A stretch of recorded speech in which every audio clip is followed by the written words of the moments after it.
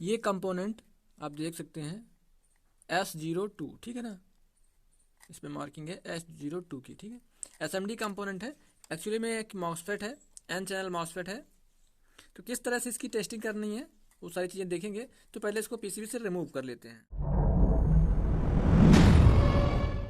इसको चेक करने के लिए मल्टीमीटर को सेट कर लेंगे डायोड की रेंज पर और एक बार चेक कर लेंगे कि बजर साउंड प्रॉपर काम कर रहा है कि नहीं कर रहा है, ठीक है। अब क्या करेंगे, जो टॉप वाली साइड है उस पर हम माइनस वाली प्रोब को रखेंगे इस तरह से, और 3 नंबर के साथ रीडिंग चेक करेंगे तो रीडिंग 600 के आसपास आएगी, ठीक है। और जैसे हम इसको एक बार 1 नंबर पिन पे टैप कर देंगे तो यहाँ पर बीप साउंड आना चाहिए, ठीक है। अगर ऐसा हो रहा है तो हमारा जो ये मॉसफेट है वो ओके रहेगा, ठीक है। न्यूट्रल कर लेंगे एक बार उसको, तो वापस वही रीडिंग आ जानी चाहिए। तो देखो वापस 600 की रीडिंग आ रही है, तो ये एक मॉसफेट जो है वो सही है। अब इसको क्रॉस वेरिफिकेशन नहीं किया है वो भी कर लेंगे,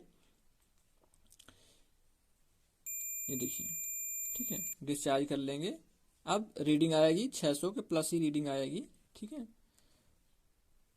लगभग, ठीक है। 10-15 डिजिट ऊपर नीचे रहती है तो उसकी कोई प्रॉब्लम नहीं है, ठीक है। देखो बजर साउंड काम कर रहा है और रेजिस्टेंस रेटिंग कम हो गई है, RDS जो है 3-4 ओम का है, ठीक है, कोई प्रॉब्लम नहीं है।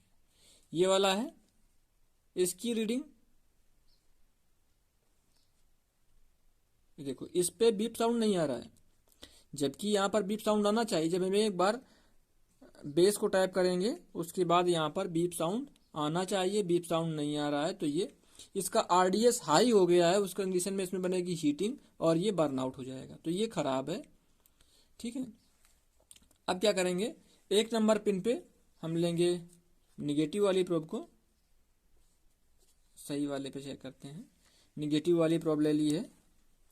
अब हम यहाँ पर 1 और 2 के बीच में रेजिस्टेंस चेक करेंगे तो यहाँ पर कोई रेजिस्टेंस, कोई रीडिंग नहीं आनी चाहिए, ठीक है। सेम इधर भी करेंगे तो वैसा ही यहाँ पर भी होना चाहिए, कोई रीडिंग नहीं आनी चाहिए। ये 1 नंबर पिन है, ये 2 नंबर पिन है, ऊपर वाली 3 नंबर पिन है, ठीक है। तो कोई रीडिंग नहीं आ रही इन दोनों पे। अब 3 नंबर पिन को प्लस कर लेंगे,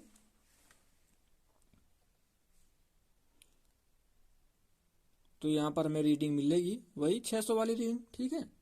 1 नंबर को टैप करेंगे, मॉसफेट ऑन हो गया, ठीक है।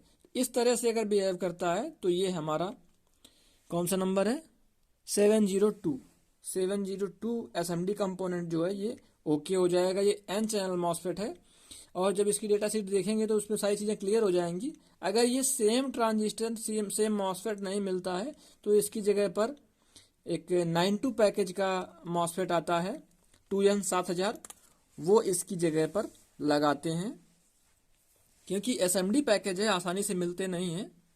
और रीडिंग अगर ऊपर नीचे आ रही 10-15 डिजिट तो कोई प्रॉब्लम नहीं है, लेकिन अगर डिजिट ऊपर नीचे होते हैं, जैसे मान लीजिए 50 या 100 नंबर का डिफरेंस आ रहा है, जैसे इसमें बीप साउंड नहीं आ रहा है तो उस कंडीशन में ये खराब रहेगा। ये लगातार बीप साउंड आ रहा है और टैप करने से बंद नहीं हो रहा है, डिस्चार्ज करने के बाद भी बीप साउंड आ रहा है, तो उस कंडीशन में मॉसफेट शॉर्ट होता है, ठीक है। चलिए इसकी डेटा शीट देख लेते हैं, कितने एम्पियर का है, कितने वोल्ट का है, RDS कितना है, ठीक है, सारी चीजें देख लेते हैं और पिन आउट्स भी उसी में देखने को मिल जाएंगे।